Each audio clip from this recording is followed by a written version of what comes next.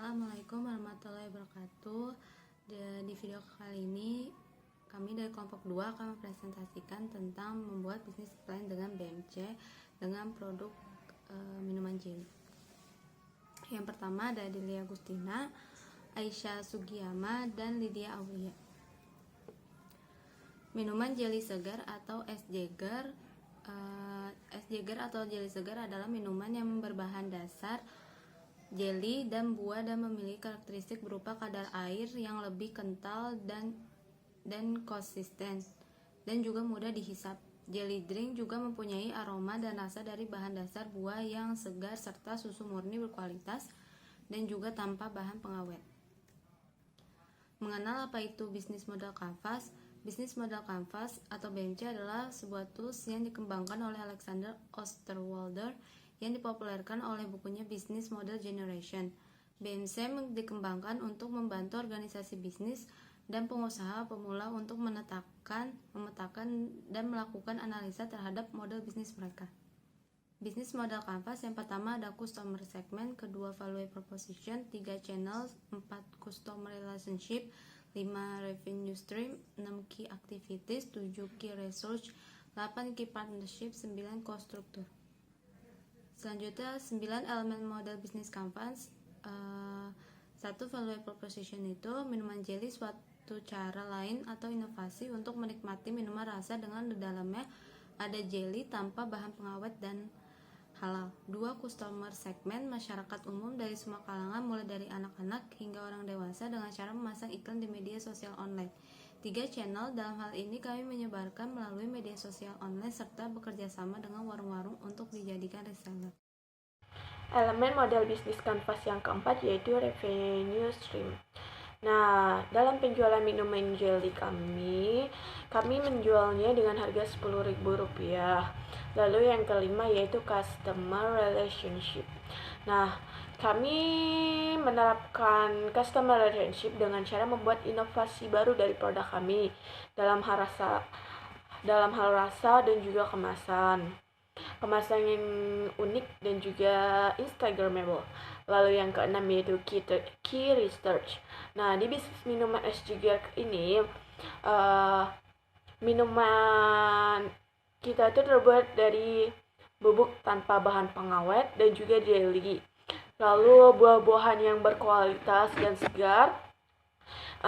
Kita menjualnya dengan harga yang kompetitif, lalu membuat kemasannya semenarik mungkin untuk lebih memikat pelanggan.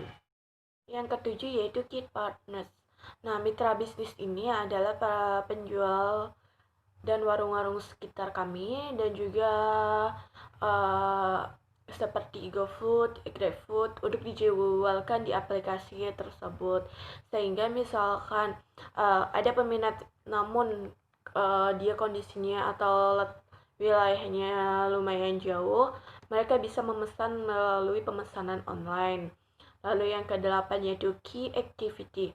Nah, untuk membeli produk ini kami juga bisa menawarkan kepada pihak-pihak lain, misalkan ingin membuka cabang baru atau membuat partner dengan kami. Jadi mereka bisa membeli produk sebagai reseller. Terus lalu kita juga mencari customer dan juga pembeli baik secara langsung maupun online. Kalau misalkan online kita misalkan mengepost di Instagram dengan penampilannya semenarik mungkin, secantik mungkin. Jadi pelanggan juga lebih tertarik. Lalu mengadakan diskon ataupun promo. Lalu yang ke-9 yaitu key structure. Nah, biaya yang akan dikeluarkan semuanya berhubungan dengan ke-8 model ataupun elemen kanvas yang tadi kami sebutkan, yang akan menentukan harga yang dibutuhkan dalam bisnis ini, seperti biaya produksi dan lain sebagainya. Yang selanjutnya yaitu analisis pasar. Yang pertama ada pangsa pasar. Nah, usaha akan dijalankan di lokasi yang strategis di tepi jalan utama yang ramai orang. Contohnya adalah alun-alun, institut pendidikan, dan juga berbagai tempat keramaian yang lain. Nah, target pasar dalam bisnis kami adalah masyarakat sekitar, masyarakat pengguna jalan, wisatawan, pelajar, dan yang lainnya. Lalu target konsumen. Ketika menjalankan bisnis ini, maka target konsumen yakni semua kalangan masyarakat, baik mahasiswa kampus, pelajar, pekerja, dan juga wisatawan maupun masyarakat di sekitarnya. Lalu yang selanjutnya yaitu strategi pemasaran. Nah, strategi pemasaran dalam bisnis kami yang pertama itu melakukan media internet. Nah, promosi akan menggunakan media internet contohnya itu seperti Facebook, blog, Instagram, dan lainnya. Sebab sebagian masyarakat sudah memakai media internet, bahkan mungkin hampir ya. Dengan begitu, masyarakat pun akan bisa mengetahui seperti lokasi kami, menu kami, keunikan usaha SDG kami, dan juga promo-promo yang kami sediakan. Yang kedua yaitu media banner. Nah, promosi yang kedua adalah menggunakan metode yang sederhana, yaitu dengan media banner. Metode ini tuh tidak membutuhkan biaya dalam melakukan strategi promosi. Jadi menggunakan banner dengan di dekat lokasi juga nantinya orang-orang di sekitar yang lewat akan bisa mengetahui produk kami melalui banner tersebut yang juga menyediakan foto-foto produk kami, sehingga orang-orang akan tertarik untuk mencicipi dan mampir ke tempat kami, yang dengan harapan menjadi pelanggan setia dalam bisnis kami. Yang selanjutnya yaitu ada analisis operasional. Analisis operasional yang pertama yaitu dari segi kualitas. Nah, kualitas yang akan diusahakan yang terbaik dan setiap waktu kualitasnya pun akan terus terjaga, khususnya dengan bahan-bahan yang berkualitas dan segar. Lalu yang selanjutnya yaitu analisis pendukung bisnis. Yang pertama ada distributor. Nah, dalam distributor ini kami akan melakukan kerjasama dengan distributor bahan baku. Yang dipilih hanya menaruhkan harga yang terbaik dan selalu ready stock. Dengan demikian pasokan barang pun tidak akan terganggu dan selalu tersedia. Yang kedua yaitu pelaku bisnis. Dalam menjalankan usaha minuman SDG, sumber daya manusia yang akan kami gunakan hanyalah yang profesional dan berpengalaman. Jadi, selain mereka yang tekun dan mau belajar serta kreatif, dengan demikian kualitas produk akan selalu terjaga. Ide cemerlang pun akan selalu ada untuk menciptakan produk-produk yang baru. Yang selanjutnya pengelolaan tempat. Sebelum menjalankan bisnis, maka kami juga akan mengurus semua izin yang dibutuhkan. Analisa SWOT ini terdiri dari yang pertama ada strength. Strength adalah kekuatan dari produk yang kita tawarkan. Es jeli segar ini memiliki rasa yang benar-benar nikmat dan juga segar. Punya ciri khas sendiri karena sangat jarang ada yang membuat es jeli dengan campuran bahan baku buah-buahan segar. Yang ketiga, tempatnya strategis dan juga interior yang digunakan dalam tempat yang kita pasarkan ini sangat nyaman. Yang kedua ada weakness. Weakness adalah kelemahan dari produk yang kita tawarkan. Yang pertama ada kurangnya modal dalam menjalankan sebuah usaha. Masih belum ada cabangnya. Tak semua orang juga suka menyantap es jeli segar. Bahan baku yang digunakan itu relatif berubah-ubah. Yang ketiga juga saya akan menjelaskan tentang opportunity atau kesempatan.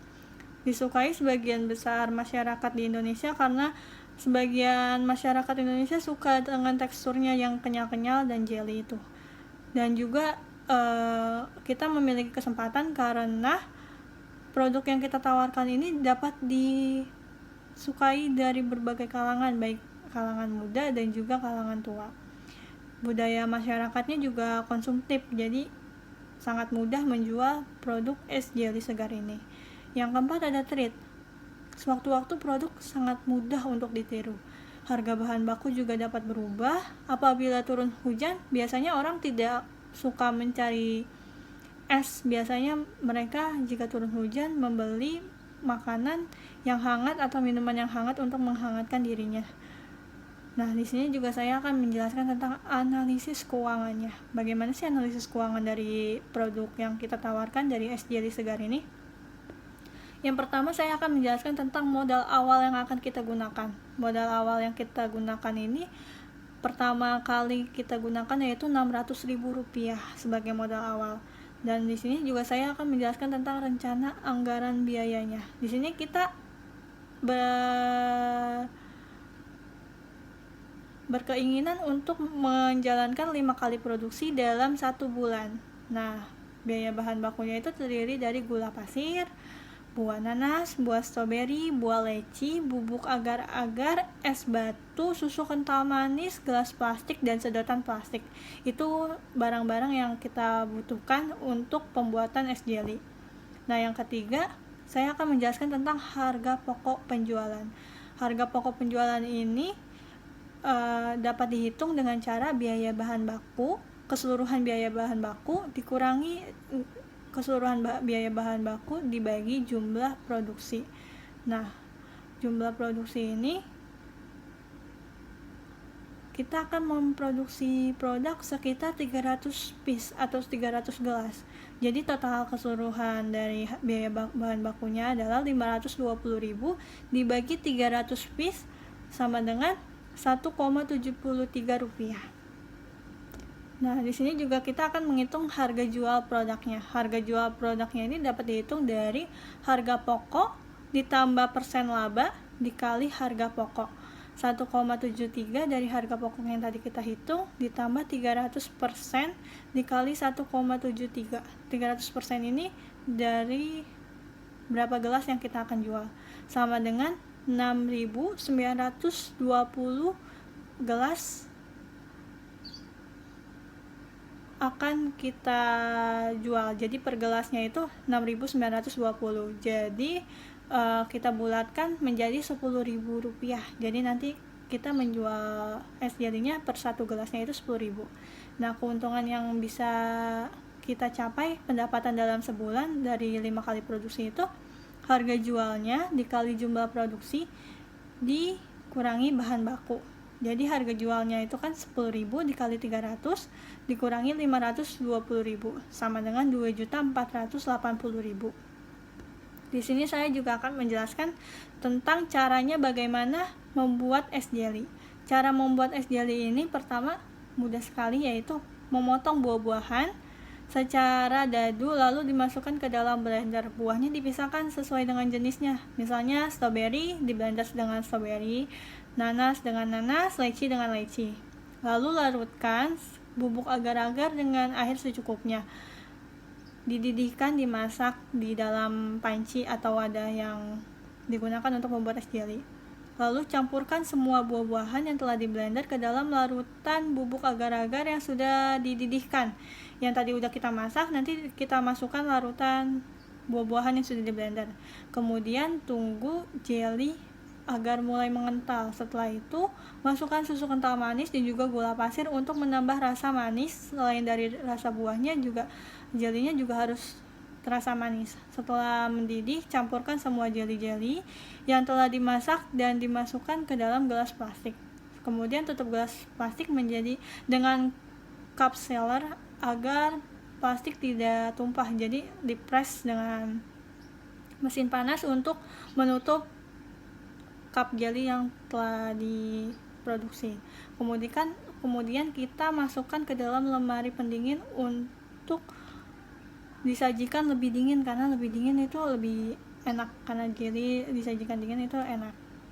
Kesimpulannya adalah dapat disimpulkan bahwa usaha kuliner yang unik ini, es jelly ini dapat digemari oleh banyak orang, banyak kalangan, dan memiliki potensi untuk sukses yang sangat besar. Kami benar-benar percaya jika bisnis ini mau maju dan juga berkembang, pasti tidak akan ditinggalkan oleh pelanggan. Dengan kualitas yang terjaga terus, maka pelanggan tidak akan menghilang. Justru malah kita akan mendapatkan pelanggan-pelanggan yang baru. Jadi kedepannya pelanggan akan semakin banyak. Bahkan potensi untuk mengembangkan cabang-cabang di daerah lain di Indonesia juga dapat dilakukan, karena Masyarakat Indonesia cenderung sangat suka dengan tekstur jelly ini, jadi dapat dikonsumsi juga oleh berbagai kalangan. Bahkan potensi untuk mengembangkan usaha dan juga menjalankan usaha ini sangat berkembang, sangat bisa banget, karena usaha yang satu ini tuh sangat mudah dicari dan juga sangat mudah untuk mendapatkan bahan-bahan yang akan diproduksi. Setelah tadi menyaksikan presentasinya, ini contoh dari produknya, yaitu di sini pakai minuman coklat dan dalamnya ada jelly. Bisa juga dipakai dengan minuman lain yang tanpa bahan pengawet. Sekian dari presentase kelompok 2. Kurang lebih mohon maaf. Assalamualaikum warahmatullahi wabarakatuh.